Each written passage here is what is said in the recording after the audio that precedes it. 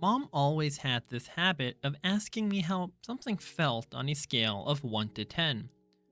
It started after I had my jaw surgery when I couldn't talk because my mouth was wired shut. They had taken a piece of bone from my hip bone to insert it into my chin to make it look more normal, so I was hurting in a lot of different places. Mom would point to one of my bandages, and I would hold up my fingers to show her how much it was hurting. 1 meant a little bit, 10 meant so much. Then she would tell the doctors when he made his rounds what needed adjusting or things like that.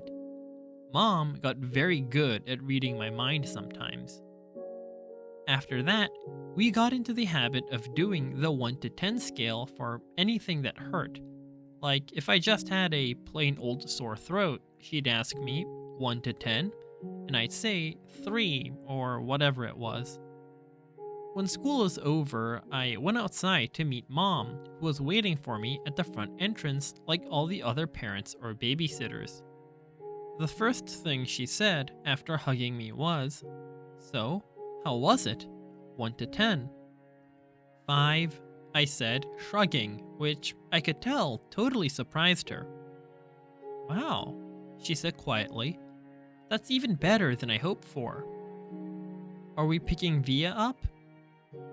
"Miranda's mother is picking her up today. Do you want me to carry your backpack, sweetness?"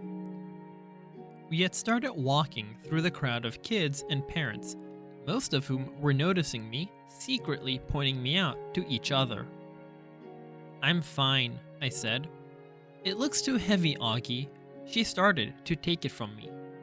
"Mom," I said, pulling my backpack away from her. I walked in front of her through the crowd. "See you tomorrow, August." It was Summer. She was walking in the opposite direction. "Bye, Summer," I said, waving at her. As soon as we crossed the street and were away from the crowd, Mom said, "Who was that, Augie?" "Summer." "Is she in your class?" "I have lots of classes." "Is she in any of your classes?" Mom said. "Nope." Mom waited for me to say something else, but I just didn't feel like talking. "So, it went okay?" said Mom. I could tell she had a million questions she wanted to ask me. "Everyone was nice? Did you like your teachers?" "Yeah." "How about those kids you met last week? Were they nice?" "Fine, fine. Jack hung out with me a lot." "That's so great, sweetie. What about that boy Julian?" I thought of that Darth Sidious comment. By now, it felt like that had happened 100 years ago. He was okay," I said. "And the blonde girl, what was her name?" "Charlotte." "Mom, I said everyone was nice already." "Okay," Mom answered. I honestly don't know why I was kind of mad at Mom, but I was. We crossed Amesfort Avenue, and she didn't say anything else until we turned onto our block. "So," Mom said, "how did you meet Summer if she wasn't in any of your classes?" We sat together at lunch," I said. I had started kicking a rock between my feet like it was a soccer ball, chasing it back and forth across the sidewalk.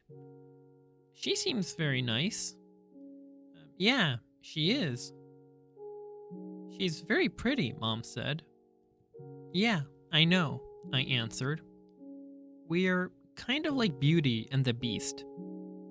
I didn't wait to see Mom's reaction.